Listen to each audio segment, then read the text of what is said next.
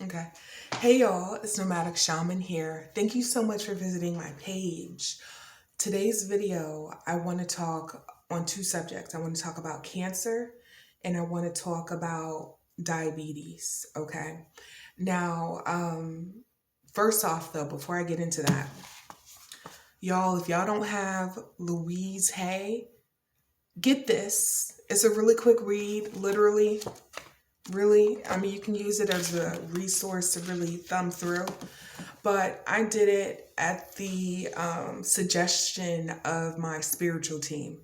Okay, but I thought it was very interesting. Now, if you've seen my previous videos and you have heard me mention at one point in time that physical manifestations of diseases starts off in the mind, so mentally, as far as how you think, and then it trickles down to your emotional body as far as like how you feel. And then it physically manifests into a disease or an ailment. So a lot of times when you look at your family bloodline and you are consistently seeing that diabetes or cancer runs in your family, that shows you, or more specifically, that tells me um, that family bloodline is predisposed to a certain way of thinking. Now, and the job in itself is to overcome it, is to heal it within the bloodline through generations, okay? And that's overcoming your challenges and obstacles in life. So when I say that, you can, the human body has the ability to heal oneself. The human body has the ability to heal oneself. And that starts off with the mind, okay? Because again, how you think impacts how you feel, then that impacts and affects disease or ailments that takes place within the physical body. Now, for those who may not know, let me put you on game real quick. Your external experiences is a reflection of your internal experiences. So there may be, so some of the instances where there are environmental concerns or factors that contribute to, let's say, cancer, it's a reflection of your internal, which goes back to how you think. Everything is a mirror down to your environment, to the people that you meet, the buildings that you're in, people, places, and things. Everything is a mirror reflection of your internal. And the reason why is it provides an opportunity for you to become aware of it so you can heal it. Okay, that's number one. Now, with that being said, getting down to the nitty gritty of cancer. So I did write this down because I didn't want to lose anything, but one of the things that I have come to learn about cancer and how that manifests physically is it starts off when it comes to a way of thinking that has to do with guilt, the inability to let go, centered around shame, blame, harboring on the past. That's the inability to let go, resentment, bitterness. So you'll find that individuals who may have a diagnosis of cancer is connected to an inability to let go, to forgive, to release, and to go with the flow. Okay. You will find a connection. There is a connection. My guides are telling me there is a connection. So, also in part with cancer and how that manifests physically in the body is that starts off with mentally and emotionally.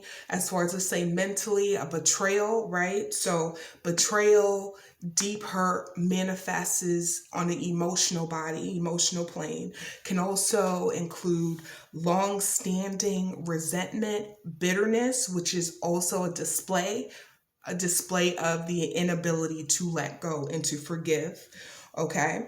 And also with grief, holding on to grief, anger, because essentially what it is it's eating away at self. And that's exactly what cancer as a disease does. It's eating away at yourself. And that's a physical manifestation of what's happening mentally. Okay. And oftentimes spiritually, I want to say spiritually, but those who can see sickness in the spirit before it manifests itself, the healers, however way you see sickness, you can see it in the spiritual before it even manifests in the physical. Or you can see it in the spiritual as it's like a host in your body. And that is, I'm speaking specifically about the spiritual healers, right? Now, the other part of it is, as far as diabetes, I want to make sure I'm not missing anything. Oh, no, let's continue.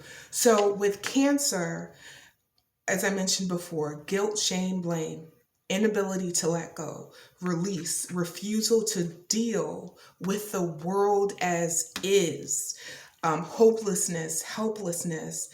I mentioned bitterness, resentful, anger, okay? And then also longing for what might have been. So that's also holding on to past grievances. Okay. Now the reason why I'm explaining this is because diabetes is also closely connected into that, as far as mentally where one is and how that evolves emotionally.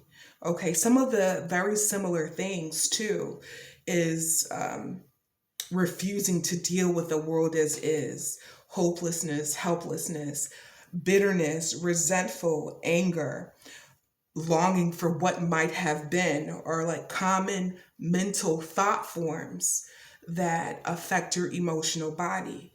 The other part that it is also attributed to a great need of control and deep sorrow.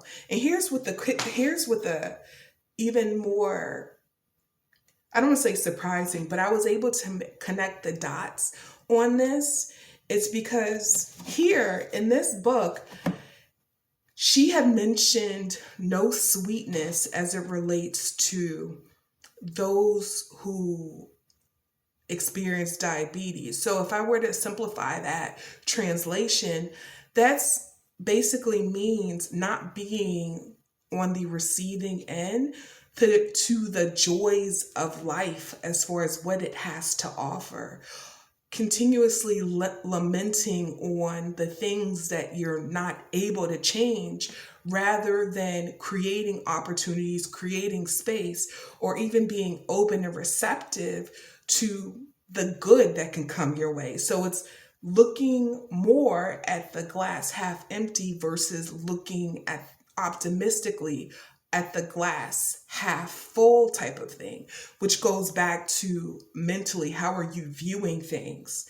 Okay. And the reason why I'm sharing this is because I want people to know that it's very possible to be able to heal oneself mentally, emotionally, and even physically. The body and the work that's required is to change your mindset. And I know that sounds easier said than done, because some of the, in life, and some of these struggles be real. But what if I told you just a matter of clicking, becoming aware, and changing your mind to be able to change your circumstance? And that also means affecting or bettering, alleviating certain ailments and certain diseases. Now, am I saying that this is going to happen overnight? You probably took 10 or 15 years with the same way of thinking. So it's going to take dedication, effort, and discipline to completely reverse that way, to unlearn and to reverse, the old way of thinking. That takes time. Now, the interesting part that I wanted to share was the no sweetness. The no sweetness as it relates to diabetes. And the interesting thing is, this is mentally no sweetness. So being in opposition with oneself to being open and receptive to enjoying life and or experiencing the joys of life, which is sweet. So then what happens physically? It manifests physically to whereas you can't have no sweets because of the damage and that it takes on the physical body. But why can't you have no sweets? Is because you have that type of mindset mentally. You aren't open and receptive to the joys, the sweetness of life. So now externally, your body is rejecting the sweetness. You see what I'm saying? You see what I'm saying? So, anyways, it boils down to the inability to receive or to be open to the joys of life. And so that manifests as an ailment and a disease physically in the form of diabetes. Okay, so I wanted to share that. I wanted to share that. And you know what? I feel like I've talked enough on this, so I'm going to stop right here and make a part 2. Okay, because there's a reason why I want to bring this up for discussion. So I'll see you on the other side. Peace out.